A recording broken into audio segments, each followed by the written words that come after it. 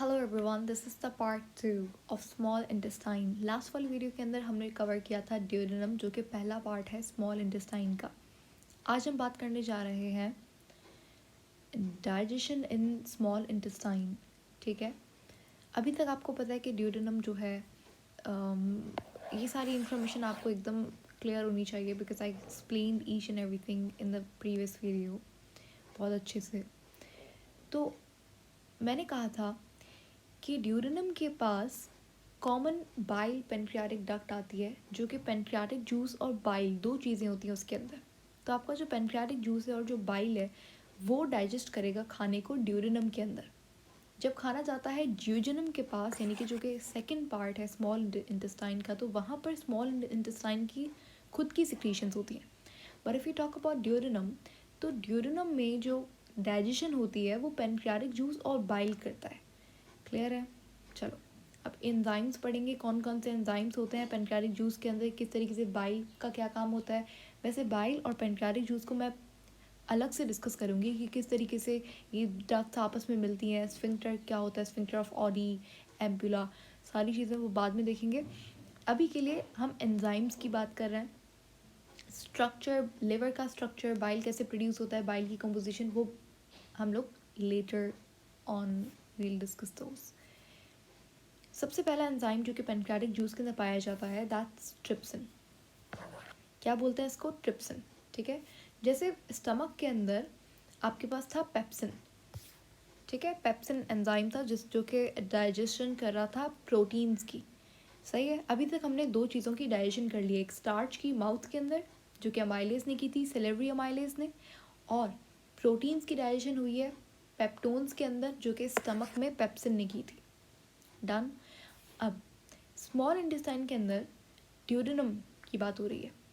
Pancreatic juice के अंदर एक एंजाइम होता है जिसे बोलते हैं ट्रिप्सिन। ट्रिप्सिन इनएक्टिव फॉर्म के अंदर रिलीज होता है, जैसे कि पेप्सिनोजन होता है। पेप्सिनोजन को कौन एक्टिवेट कर रहा था? HCl। ठीक है, ट्रिप्सिनोजन को कौन एक्टिवेट करेगा? एक अच्छा देखो, ड्यूडेनम के अंदर एक हार्मोन रिलीज होता है। ठीक है, ड्यूडेनम के अंदर एक हार्मोन रिलीज होता है जिसे कहते हैं एंटेरोकाइनेज। क्या बोलते हैं? एंटेरोकाइनेज। एंटेरोकाइनेज इस ट्रिप्सिनोजन के ऊपर काम करता है और इसे कन्वर्ट करता है ट्रिप्सिन के अंदर। ठीक है, तो यानी कि ट्रिप्सिनोजन इनएक्टिव फॉर्म है, इसको एक्टिव फॉर्म में कन्वर्ट करता है, यानी कि ट्रिप्सिन के अंदर कन्वर्ट करता है कौन? Enterokinase. That's a hormone released by small intestine. जहाँ पे भी लफ्ज़ एंटेरो आ जाए समझ जाइएगा स्मॉल इंटेस्टाइन की बात हो रही है। ठीक है, ये अच्छा ट्रिप्सिन किसके ऊपर काम करता है? तो ट्रिप्सिन जो है वो डाइजेशन करता है आपके प्रोटीन्स की। अभी तक प्रोटीन्स टूट गए हैं पेप्टोन्स के अंदर। ठीक है, अभी तक हमने प्रोटीन्स को तोड़ा है पेप्टोन्स में। देखो, हम लोग हर चीज़ को आहिस्ता आहिस्ता एकदम मज़े लेके तोड़ेंगे। ऐसा नहीं कि प्रोटीन्स डायरेक्टली अमीनो एसिड के अंदर कन्वर्ट हो जाते हैं, नो। अमीनो एसिड्स पहले कंबाइन होते हैं, छोटी छोटी चेन बनाते हैं। मैंने आपको पहले भी बताया था, इन्हें हम लोग कहते हैं पेप्टाइड्स, डाईपेप्टाइड्स, ट्राईपेप्टाइड्स, पॉलीपेप्टाइड्स। फिर जब ये पेप्टाइड की चेन और बहुत लंबी हो जाती है तो इसे बोलते हैं पेप्टोन्स। ठीक है, यानी कि amino acids, then peptides, then peptones, और फिर इस पेप्टोन की मॉडिफिकेशन होती है, पैकेजिंग होती है, एडवांसमेंट होती है, फिर और लॉन्ग चेन होती है अमीनो एसिड की, और अमीनो एसिड्स जुड़ते हैं पेप्टोन के साथ, and then it forms your proteins. ठीक है, तो अभी तक स्टमक में पेप्सिन ने प्रोटीन्स को पेप्टोन्स के अंदर तोड़ दिया। अब ट्रिप्सिनोजन इस पेप्टोन के ऊपर काम करेगा और इसे कन्वर्ट करेगा पेप्टाइड में, पॉलीपेप्टाइड।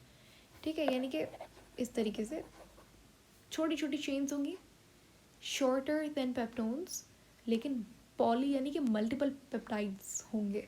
जैसे अगर 2 अमीनो एसिड है उसे बोलते हैं डाईपेप्टाइड, 3 अमीनो एसिड उसे बोलेंगे ट्राईपेप्टाइड। अगर मल्टीपल अमीनो एसिड्स हैं तो छोटी चेन है but still there are lot of amino acids, तो उसे बोलेंगे पॉलीपेप्टाइड्स। ठीक है, तो ट्रिप्सिन क्या करेगा? प्रोटीन्स को पॉलीपेप्टाइड्स में तोड़ेगा। नंबर टू पे आता है आपका काइमोट्रिप्सिन। बहुत इंपॉर्टेंट एंजाइम है, मैंने आपको पढ़ाया था स्टमक के अंदर मैंने कहा था कि इन्फेंट्स के अंदर एक एंजाइम रिलीज होता है जिसे कहते हैं रेनिन।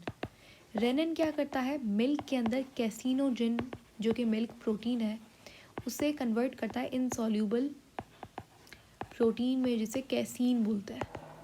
ठीक है। तो इस तरीके से मिल्क प्रोटीन की डाइजेशन होती है इन्फेंट्स के अंदर, यानी कि छोटे बच्चों के अंदर, 1 साल से छोटे बच्चों के अंदर स्टमक के अंदर एंजाइम रिलीज होता है रेनिन। लेकिन बड़ों में ऐसा नहीं होता। बड़ों में जो कैसीन है, जो मिल्क प्रोटीन है, वो तोड़ता है पेनक्रियाटिक जूस के अंदर एक एंजाइम जिसे काइमोट्रिप्सिन बोला जाता है। ठीक है। तो बच्चों के अंदर कौन करेगा ये काम? रेनिन। बड़ों में chymotrypsin would be responsible for the breakdown of caseinogen. ठीक है। नंबर 3 पे आता है आपका अमाइलेज। और ये कौन सा अमाइलेज है? It's definitely your pancreatic amylase. ये आपका पेनक्रियाटिक अमाइलेज है। एक अमाइलेज हमने पढ़ा था सलावा के अंदर, सेलेब्री अमाइलेज, जो कि क्या कर रहा था? स्टार्च को तोड़ रहा था। उसने 30% स्टार्च को माल्टोज में तोड़ा था, यानी कि बाकी 70% अभी तक टूटना बाकी है। तो पेनक्रियाटिक अमाइलेज वो जो लेफ्ट ओवर स्टार्च था उसको माल्टोज में कन्वर्ट करता है। सिंपल।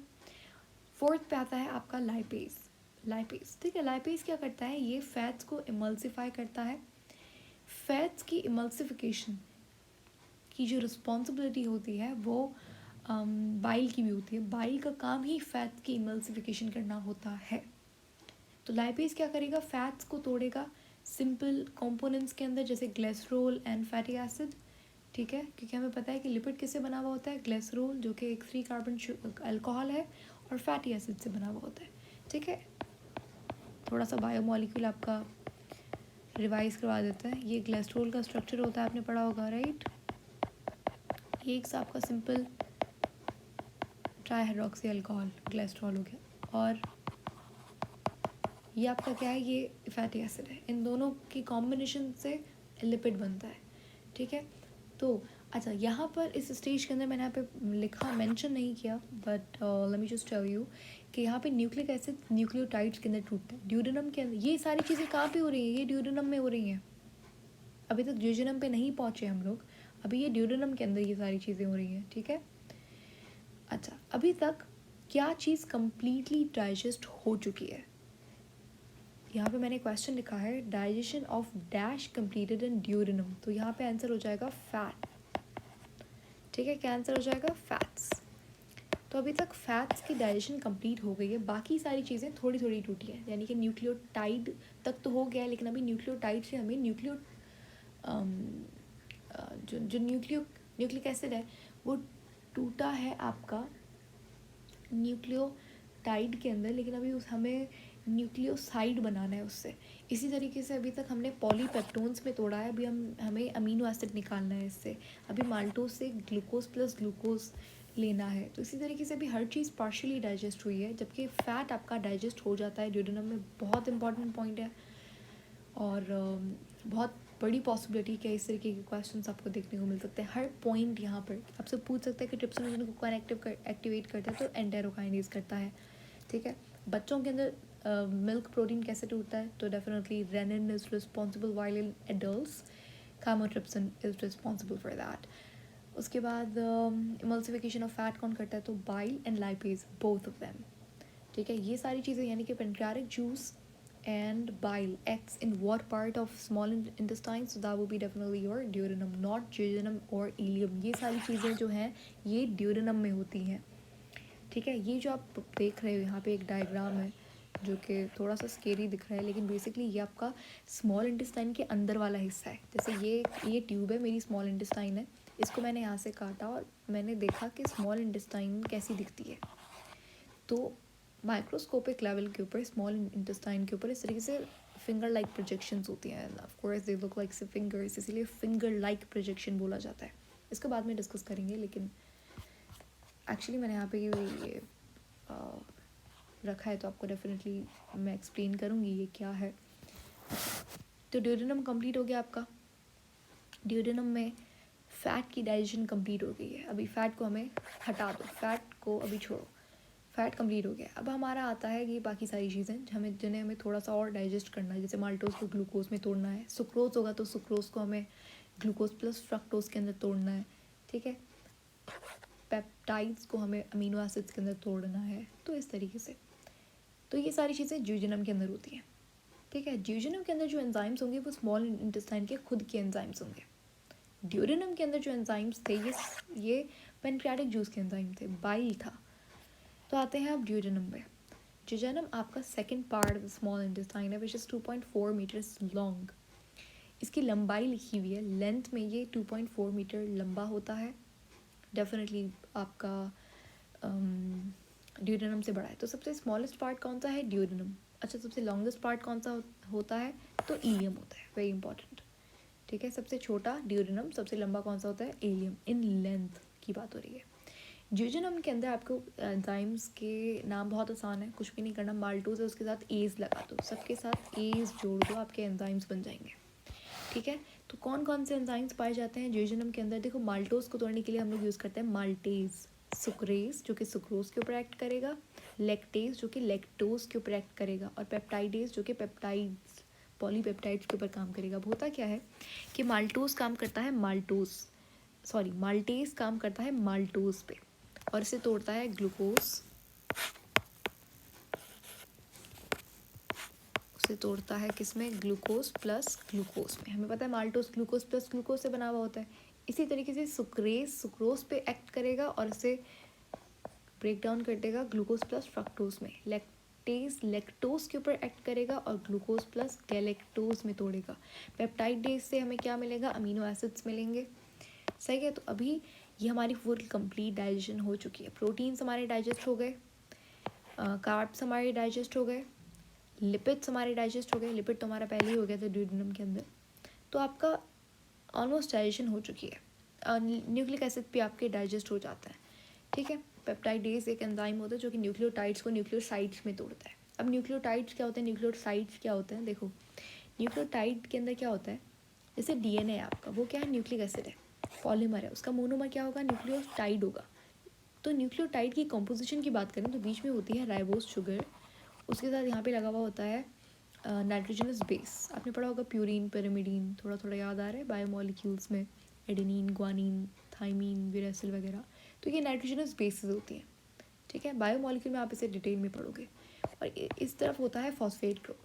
जब राइबोज और नाइट्रोजनस बेस आपस में मिलते हैं तो इसे हम लोग बोलते हैं न्यूक्लियोसाइड। क्या बोलेंगे? न्यूक्लियोसाइड। और nucleoside plus phosphate is equal to nucleotide. तो ये कंप्लीट स्ट्रक्चर जो है वो न्यूक्लियोटाइड का होता है, लेकिन जब फॉस्फेट हटा दोगे तो न्यूक्लियोसाइड बन जाएगा। ठीक है, तो न्यूक्लियोटाइडेज एंजाइम क्या करता है?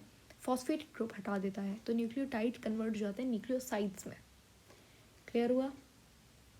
ओके, तो अभी सारी डाइजेशन हमारी कंप्लीट हो गई है। क्वेश्चन किस तरीके से आएगा कि अब स्टमक के अंदर क्या टूटा? प्रोटीन्स। माउथ के अंदर किसकी डाइजेशन हुई थी? स्टार्च की, 30% स्टार्च। स्मॉल इंटेस्टाइन में आपके ऑलमोस्ट सारी चीज़ें डाइजेस्ट हो गई हैं। अच्छा, तो ये आपका डाइजेशन कंप्लीट हो गया है। अब हमें करनी है एब्जॉर्प्शन, क्योंकि स्टेप्स आपने पढ़े ना, और हम लोग स्टेप्स के अकॉर्डिंग चल रहे हैं। पहला स्टेप क्या था? इंजेशन हमने करवाई थी, बकल कैविटी को अच्छे से पढ़ा। सेकंड स्टेप क्या था? डाइजेशन आज हमारी कंप्लीट हो गई है, कंग्रेचुलेशंस। थर्ड स्टेप है आपका एब्जॉर्प्शन। ये जो खाना डाइजेस्ट हुआ है इसे एब्जॉर्ब भी तो करेंगे। ठीक है, तभी तो आगे इसका नेक्स्ट स्टेप यानी कि एसिमिलेशन होगा। पहले एब्जॉर्प्शन होगी, यानी कि एब्जॉर्ब करेंगे डाइजेस्टेड फूड को, और फिर वो एब्जॉर्ब्ड खाने को हम लोग इस डिफरेंट सेल्स तक पहुंचाएंगे थ्रू ब्लड, और फिर डिफरेंट सेल्स क्या करेंगे? ग्लूकोज को तोड़ेंगे, एनर्जी निकालेंगे, यानी कि ग्लूकोज को तोड़ेंगे और एटीपी निकालेंगे, जिसे हम लोग सेल्यूलर रेस्पिरेशन बोलते हैं। जिसके 3 स्टेप्स होते हैं, glycolysis, Krebs cycle, electron transport chain. तो देखो, हर बायोलॉजी इज अ स्टोरी, और हर स्टोरी के पार्ट को हमने एक चैप्टर का नाम दे दिया। तो यानी कि ग्लूकोज कहाँ से आया? खाने से आया, तो खाने की डाइजेशन का एक चैप्टर हो गया। अब ग्लूकोज का करना क्या है? ग्लूकोज को तोड़ना है और उससे एनर्जी निकालनी है, एटीपी निकालना है, तो सेल्यूलर रेस्पिरेशन उसका एक चैप्टर बना दिया। ठीक है, अभी सेल्यूलर रेस्पिरेशन के लिए आपको ऑक्सीजन चाहिए, ठीक है, और कार्बन डाइऑक्साइड बाहर जाती है, तो ये जो एक्सचेंज ऑफ गैसेज है, ब्रेथिंग, इसका एक चैप्टर बना दिया। अब ऑक्सीजन लेके कौन जाएगा हर सेल तक? ग्लूकोज लेके कौन जाएगा हर सेल तक? तो ब्लड लेके जाएगा, तो ब्लड का एक चैप्टर बना दिया, सर्कुलेशन। ठीक है, तो बायो एक स्टोरी है, और हर पार्ट, हर उस स्टोरी का सेक्शन एक चैप्टर है। तो इसीलिए आपकी एब्जॉर्प्शन हो चुकी है, एब्जॉर्प्शन होगी। अब इलियम के अंदर आपकी एब्जॉर्प्शन होती है। ठीक है, इलियम के अंदर एब्जॉर्प्शन होती है, और अभी तक हमारी डाइजेशन कंप्लीट हो गई है।